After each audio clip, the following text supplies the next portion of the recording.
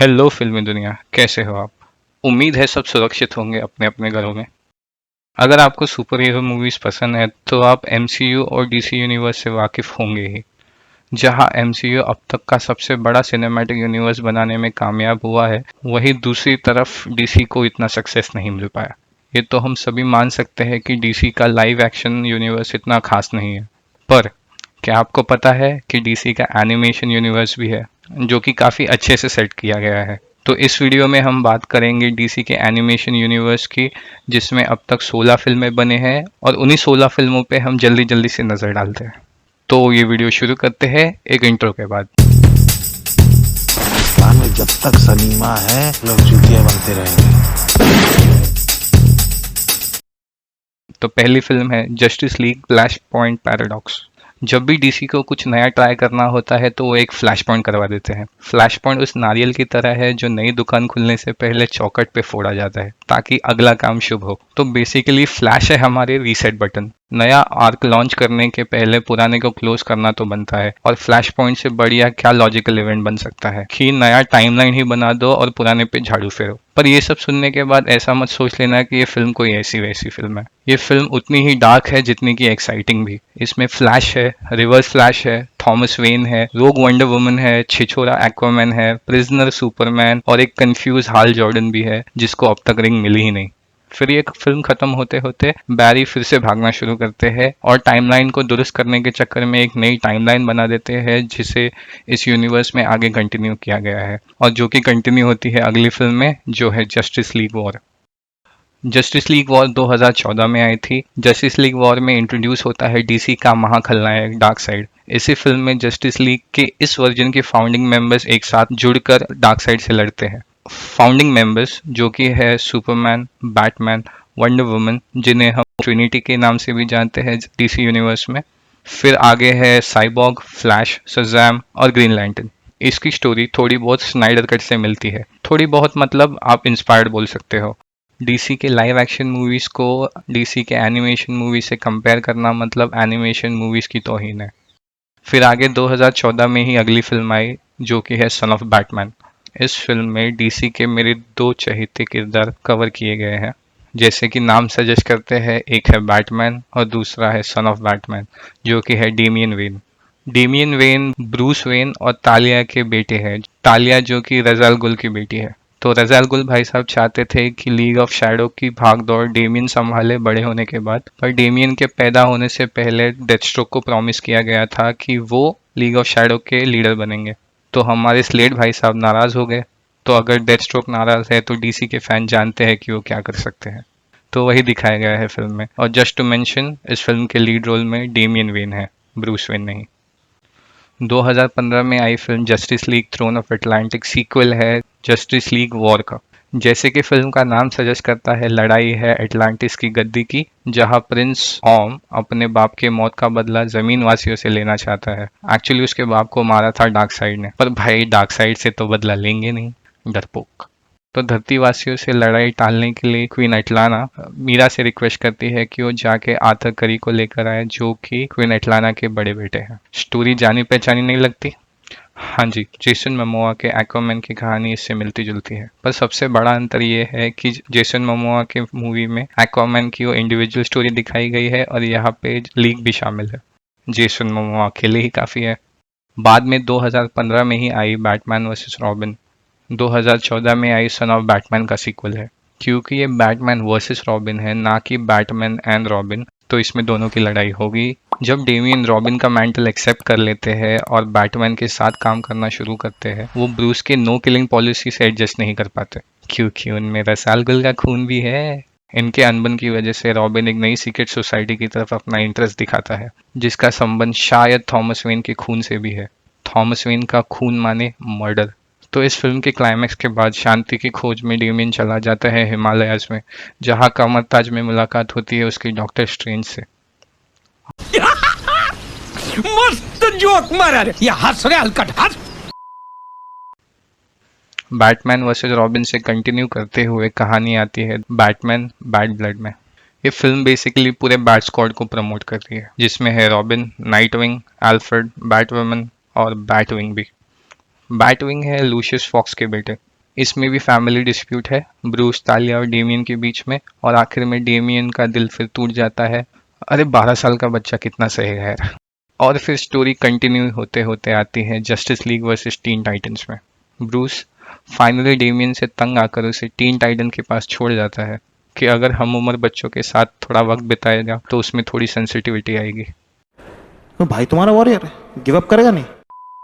यहाँ villain Damien के पीछे नहीं है बल्कि रेवन के पीछे है, और विलन है ट्राइगॉन। भाई विलन की डिमांड तो सिंपल है, उसको चाहिए आज़ादी, क्योंकि उसकी बेटी रेवन उसको आज़ाद नहीं कर रही है फॉर सम ऑब्वियस रीजंस। तो आज़ादी की तलाश में ट्राइगॉन जस्टिस लीग को अपने वश में कर लेता है और टीन टाइटन को लीग से लड़ना पड़ता है, और यहाँ डेमियन खुद सुपरमैन से भिड़ता है। डेमियन सुपरमैन को हराता भी है। Spoiler alert. तो इसी फिल्म में टाइटंस के कुछ ऑफिशियल मेंबर्स को भी इंट्रोड्यूस किया गया है, जैसे रेवन, स्टारफायर, बीस्ट बॉय और बीटल। 2017 में डीसी आता है मैजिक की तरफ विथ जस्टिस लीग डार्क। ये फिल्म हमारे डीसी के मैजिक यूनिवर्स के जो लीडर है कॉन्स्टेंटीन, उनका इंट्रोडक्शन करवाती है, और उसके साथ ही एट्रिगन और कुछ मैजिकल सुपर हीरोज को भी। इस फिल्म में बैटमैन एक केस को सॉल्व कर रहा है और जिसमें उसे मैजिकल बींग्स की जरूरत पड़ती है, जहाँ पे कॉन्स्टेंटीन काम आते हैं। ये फिल्म हमारे दोनों लीग्स जो कि जस्टिस लीग और जस्टिस लीग डार्क है उनके क्रॉसओवर की उम्मीद लेकर आती है। 2017 की ही film Teen Titans the Judas Contract continue होती है Justice League versus Teen Titan से।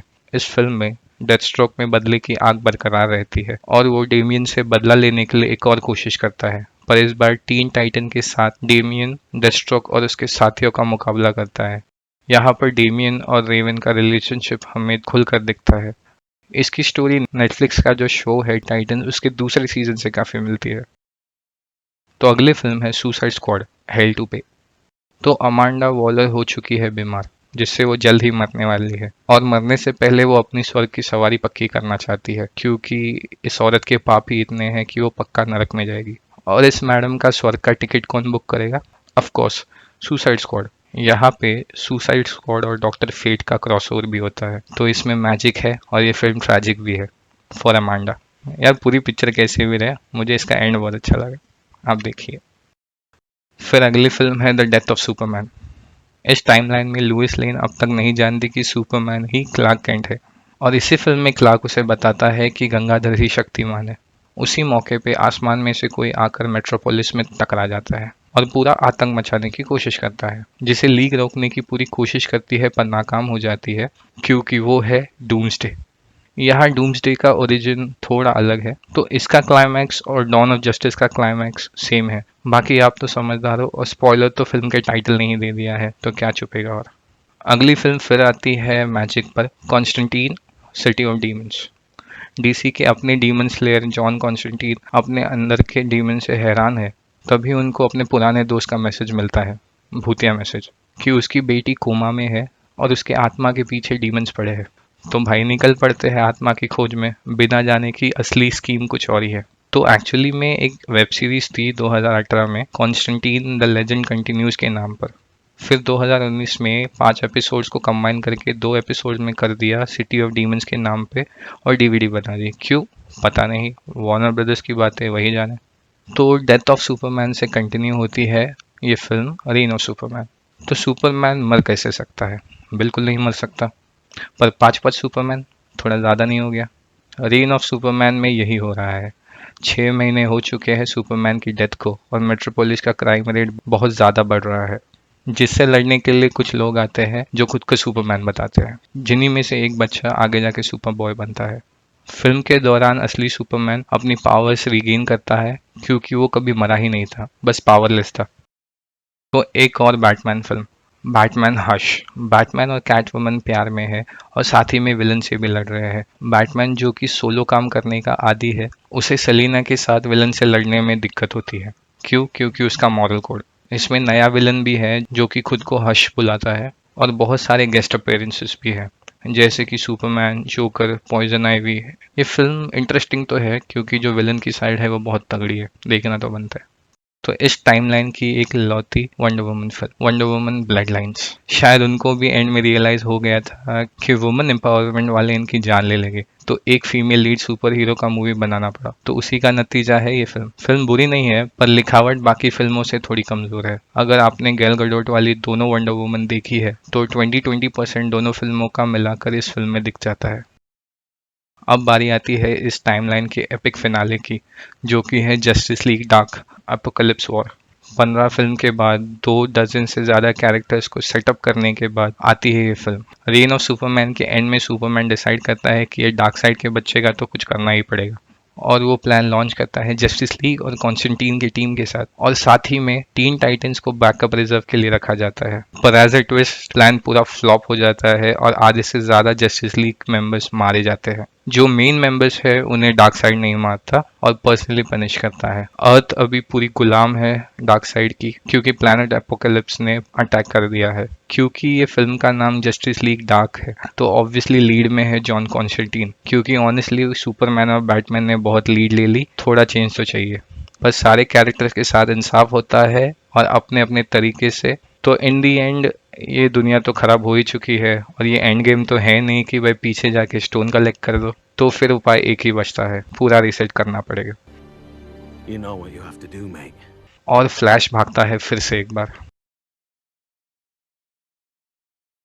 तो ये थी डीसी यूनिवर्स के इस टाइमलाइन की सारी फिल्में, पूरे के पूरे 16। तो नया यूनिवर्स पता नहीं कब आएगा, पर होपफुली इसके जितना ही अच्छा हो। भाग बैरी भाग।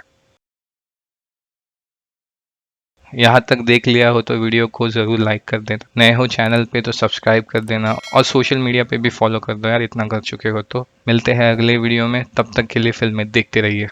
जय श्री राम।